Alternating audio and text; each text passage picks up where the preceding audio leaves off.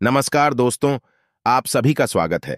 आपके अपने YouTube channel मानव जीवन में दोस्तों, लाइफ में सभी आगे बढ़ना चाहते हैं और लाइफ में आगे बढ़ने के लिए हमें रोज ही कुछ नया सीखना चाहिए और आगे बढ़ना चाहिए।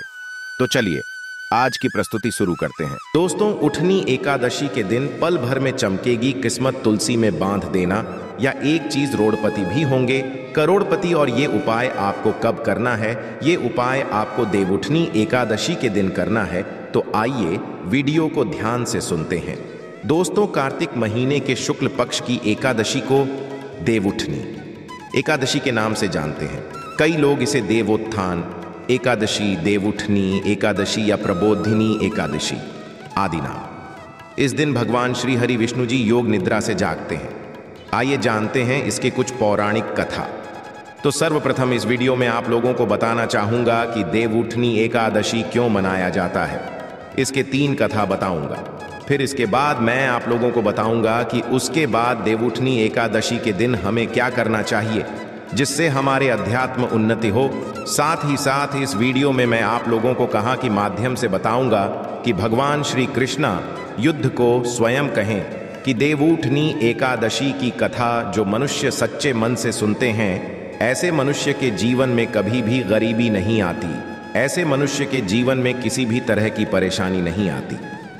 भगवान नारायण की कृपा से उनके परेशानी स्वतः ही समाप्त हो जाते हैं। ऐसे मनुष्य इस जीवन में बिल्कुल ही ऐसे मनुष्य इस धरा पर जीते जी सुख भोगता है। मृत्यु के पश्चात ऐसे मनुष्य को कभी भी यम की यातना नहीं सहन। ऐसे मनुष्य को भगवान धाम की प्राप्ति होता है, अर्थात बैकुंठ की प्राप्ति होता है। केवल कथा सुनने मात्र से। तो ये कथा ध्यान से सुनिएगा। और हाँ, वीडियो में आगे बढ़ने से पहले, जानकारी बताने से पहले सभी दर्शकों को कहना चाहूँगा, यदि आज की जो वीडियो आप पूरे तरीके से देख लेते हैं, मिस नहीं करते, तो आपको धनवान बनने से दुनिया की कोई भी शक्ति नहीं रोक पाएंगे। और हाँ, कमेंट बॉक्स में अभी तक ओम नमो भगवते वासुदेवाय नहीं लिखे तो लिख दें। आइए जानते हैं। सर्वप्रथम पहले कथा को। तो एक राजा के राज्य में सभी लोग एकादशी का व्रत रखते थे। प्रजा तथा नौकर चाकर से लेकर के पशु तक एकादशी के दिन अन्न नहीं खाया करते थे। और एक दिन किसी दूसरे राज्य का एक मनुष्य राजा के पास आकर बोला कि महाराज, कृपा करके मुझे नौकरी पर रख लीजिए। तब राजा ने उसके सामने एक शर्त रखी कि ठीक है, मैं आपको नौकरी पे रख लूंगा, किंतु रोज तो तुम्हें खाने को सब कुछ मिलेगा, पर एकादशी को अन्न नहीं मिलेगा। उस मनुष्य ने हाँ कर दी।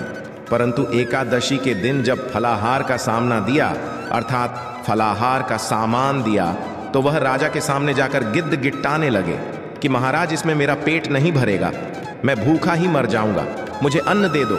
राजा ने उसे सार्थक की बात याद दिलाई, पर नहीं हुआ।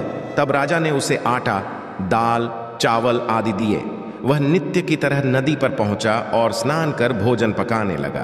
तब भोजन बन गया तो वह भगवान को बुलवाने लगा कि आओ भगवान, भोजन तैयार है। उसके बुलवाने पर पीतांबर धारण किए भगवान चतुर्भुज में आ पहुंचे तथा प्रेम से उसके साथ भोजन करने लगे। भोजन आदि करके भगवान अंतर्ध्यान हो गए।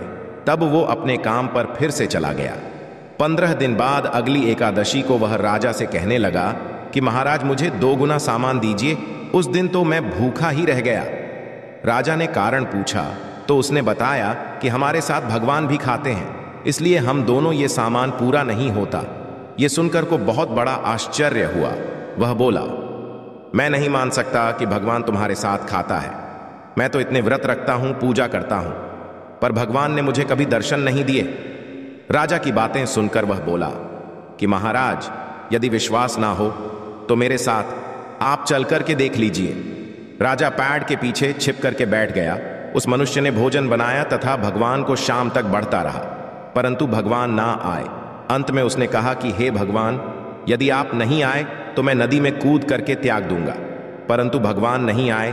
तब वह प्राण त्यागना के उपदेश से नदी की तरफ प्राण त्यागने का उस समय इतना ज्यादा उनके शरीर में इरादा बाज गया, दृढ़ संकल्प भरा गया है कि भगवान को उनके सामने में आकर के प्रकट होना और उनके साथ में बैठ करके भोजन करना।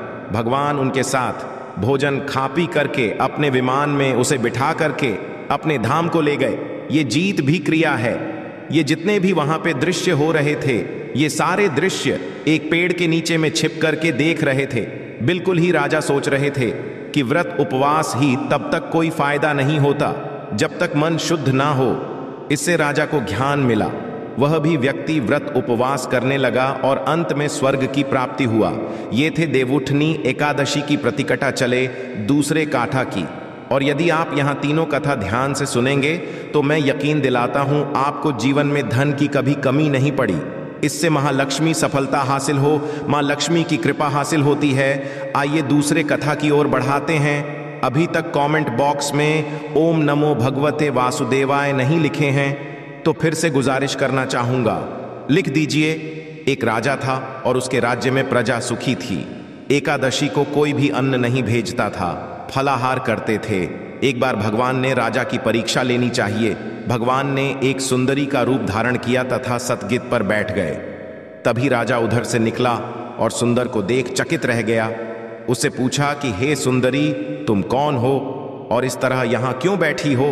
तब सुंदरी अर्थात जो सुंदर स्त्री है, भगवान की जो वेस्ट में बने हुए, वह बोले कि मैं निराश्रित हूँ, नगर में कोई मेरा जान पहचान है, किससे सहायता मांगू?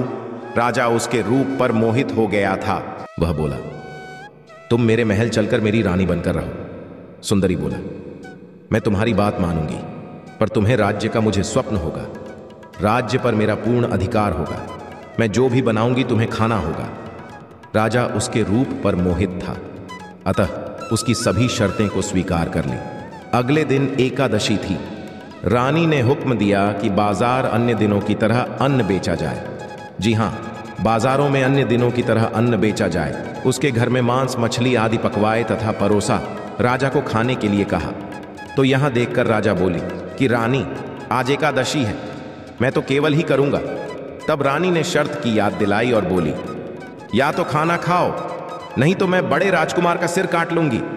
राजा ने अपनी स्थिति बड़ी रानी से कही तो बड़ी रानी बोली, महाराज, धर्म ना छोड़े राजकुमार का सीट दे दो पुत्र, तो फिर मिल जाएंगे, परंतु धर्मा नहीं मिलेगा, ध्यान से सुनिएगा। इसी दौरान राजकुमार खेलकर आ गया। मां की आंखों में आंसू देखकर वह रोने का कारण पूछने लगा तो मां ने उसके सारी वस्तु स्थिति बता दी। अर्थात जीत ने भी वहां पे समस्या गुजरी थी, जीत ने भी वहां पे दृश्य हुए थे, सबको बता दिए।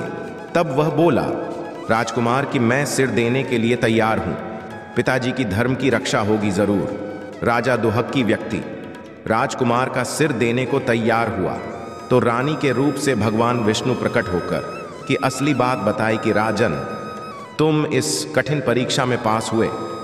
भगवान ने प्रसन्न मन से राजा से वर मांगने को कहा तो राजा बोला कि अब का दिया हुआ सब कुछ है, भगवान हमें उद्धार करें। उसी समय वहां से एक विमान उतरा। राजा ने अपना राज्य पुत्र को सौंप दिया और विमान में बैठ करके भगवान के परम धाम चले गए।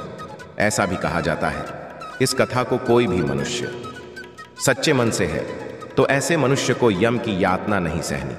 आइए अब तीसरे कथा की ओर चलते हैं, जो कि तुलसी विवाह से हुए हैं। तो शिवा महापुराण के अनुसार पौराणिक समय में दैत्यों का राजा दम हुआ करता था। बहुत बड़ा विष्णु भक्त था। कई सालों उसके यहाँ संतान नहीं होने के कारण उसने शुक्राचार्य को अपना गुरु बना करके उनसे श्री कृष्णा मंत्र हासिल किया।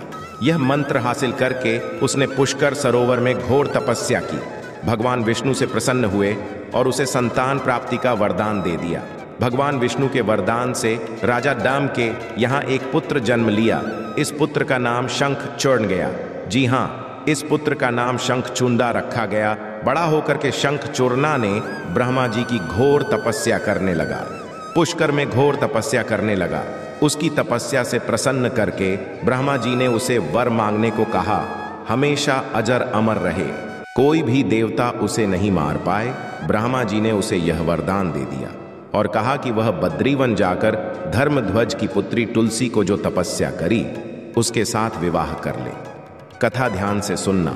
इस कथा के श्रवण मात्र से मनुष्य की अकाल मृत्यु टल जाती है।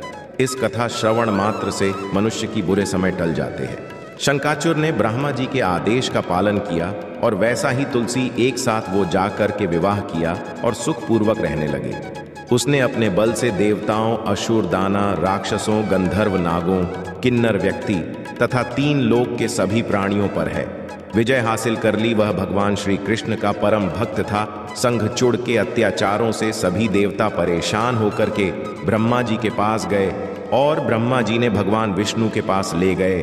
भगवान विष्णु ने कहा कि शंखचूड़ की मृत्यु भगवान शिव के त्रिशूल से ही होगी, अतः आप उनके पास जाएं। भगवान शिव ने चित्रात नाम के गण को अपना दूत बनाकर के शंखचूड़ के पास भेजा।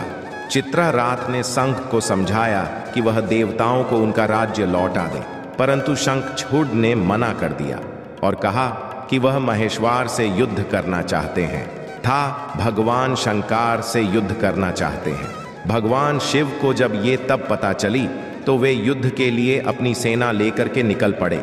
दीदे इस तरह देवताओं और दानवों में घमासान युद्ध हुआ, परंतु ब्रह्मा जी के वरदान के कारण संघचूड़ को नहीं हरा। भगवान शिव ने संघचूड़ का वादा करने के लिए जैसे अपना त्रिशूल उठाया, तभी आकाशवाणी हुई कि जब तक संघचूड़ के हाथ में श्रीहरि का कवच है और इसकी पत्नी का सतीत्व अखंडित है, तब तक इसका वध असंभव है। आकाशवाणी सुनकर भगवान विष्णु वृद्ध ब्राह्मण का रूप के पास गए और उससे श्रीहरि कवच दान में मांग लिया। संघचूड़ हुआ, कवच बिना किसी संकोच के दान कर दिया। इसके बाद भगवान विष्णु संघचूड़ का रूप बना तुलसी के पास गए। रूपी भगवान विष्णु ने तुलसी के महल के द्वार पर जाकर अपनी विजय होने की सूचना दी। ये सूचना तुलसी को बहुत प्रसन्न हुई। सूचना पा करके और पति रूप में आए भगवान विष्णु जी की पूजन किया और उनके साथ रमण भी किया। ऐसा करते उसी का अस्तित्व अखंडित हो गया, क्योंकि रमण करना एक तरह के परम पुरुष के साथ अपराध होता है, तो उनके सतीत्व खंडित हो गया और युद्ध में अपने त्रिशूल से संघचूड़ का वध किया। तब तुलसी को पता चला कि वे उनके पति नहीं हैं, बल्कि वे तो भगवान विष्णु हैं। क्रोध में आकर के तुलसी ने कहा कि आपने छलपूर्वक मेरा धर्म भ्रष्ट किया है और मेरे पति को मार डाला है, अतः मैं आपको श्राप देती हूँ कि आप पाषाण होकर के धरती पर रहे, अर्थात पत्थर करके धरती पर रहे। तब भगवान विष्णु ने कहा कि देवी, तुम मेरे लिए भारतवर्ष में रहकर बहुत दिनों तक तपस्या कर चुकी हो। तुम्हारा यह नदी रूप में बदल करके खंड की नदी के रूप में प्रसिद्ध होगा। तुम पुष्पों में श्रेष्ठ तुलसी का वृक्ष बन जाओगी और सदा मेरे साथ रहोगी। तुम्हारे शराब को सत्य करने के लिए मैं पाषाण अर्थात शालिग्राम बन करके रहूंगा और खंड की नदी के तट पर मेरा वास होगा। एकादशी के दिन भगवान शालिग्राम तुलसी का विवाह संपन्न कर मंगल कार्य प्रारंभ किया जाता है। हिंदू धर्म मान्यता के अनुसार इस दिन तथा भगवान शालिग्राम का विवाह करने से अपार पुण्य की प्राप्ति होता है।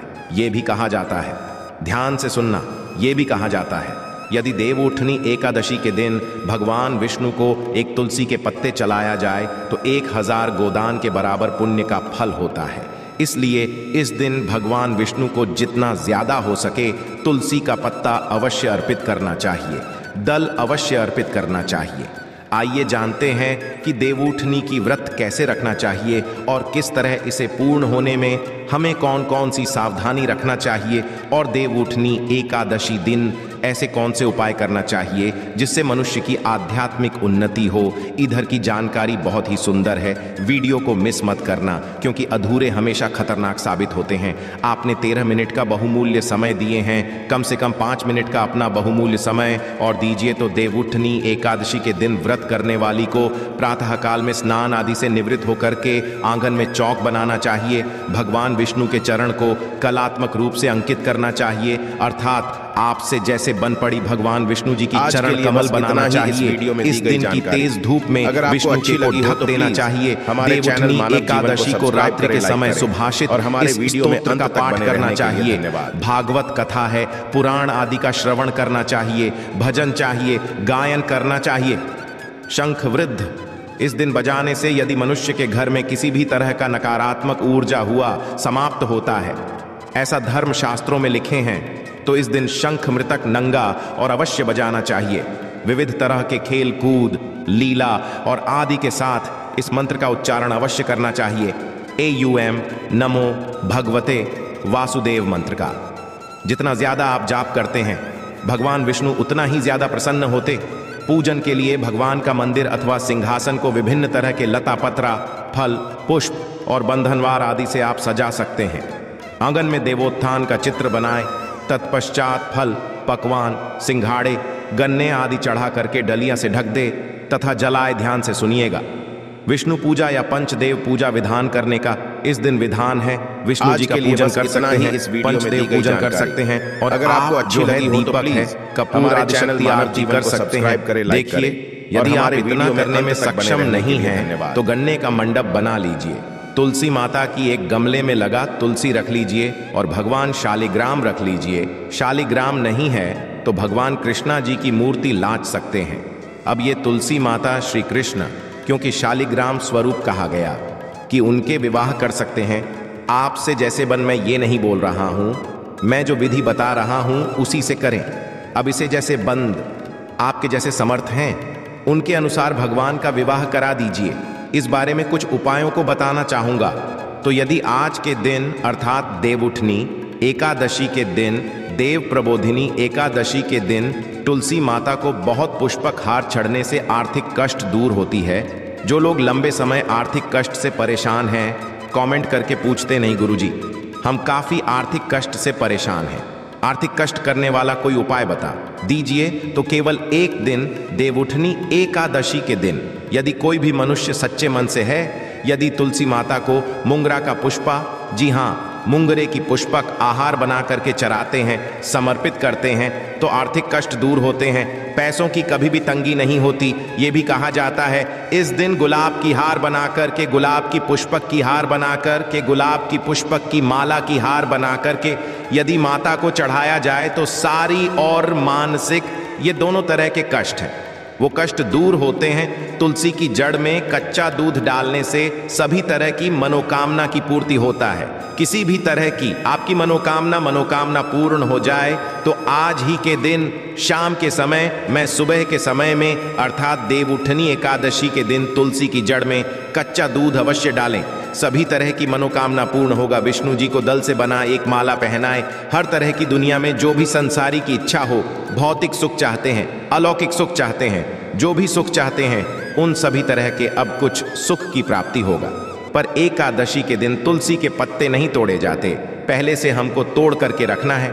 तो विष्णु जी को तुलसी के दल से बना माला जरूर पहना, सभी तरह की इच्छा की पूर्ति होगा। आज के दिन तुलसी के पौधे पर यदि हम पौधे की माला बांधा तो मनुष्य के जन्म गरीबी, कंगाली, दरिद्रता एवं 2 सप्ताह है। तो इसमें हमने आप सभी दर्शकों को आकस्मिक धन प्राप्ति करने के लिए, जीवन में बाधा को दूर करने के लिए अनेकों उपाय बताए हैं। जो उपाय आप इसे बंधव उपाय अवश्य कीजिए। यदि आपके मन में कोई डाउट है, कोई क्वेश्चन है तो कमेंट बॉक्स में बिल्कुल ही पूछिए, आपकी मदद की जाएगी। और सभी दर्शकों से कहना चाहूंगा, वीडियो में जो बताए हुए उपाय रामबाण की तरह काम करेंगे, इसका प्रभाव और चूक है, कभी भी फल नहीं जाएगा। हम एवं जन कल्याण के लिए इस तरह से गुरु परंपरा से हासिल हुई जानकारी भी बताते हैं ताकि आप सभी दर्शकों का भला हो। आशा है कि आज की इस प्रस्तुति में बताई गई जानकारी आपको अच्छे से समझ आ गई होगी। आज के लिए बस इतना ही इस वीडियो में दी गई जानकारी। अगर आपको अच्छी लगी हो तो प्लीज हमारे चैनल मानव जीवन को सब्सक्राइब करें, लाइक करें और हमारे वीडियो में अंत तक बने रहने के लिए धन्यवाद।